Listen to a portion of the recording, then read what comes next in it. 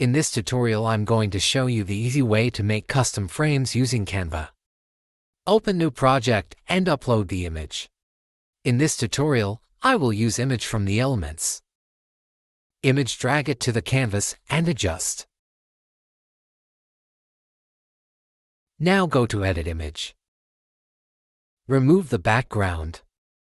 Make sure you download it in PNG with transparent background. Go to Apps and type Image to Frame.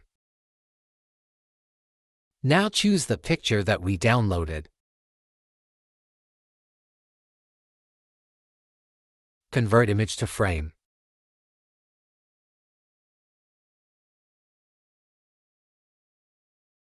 Here is your result.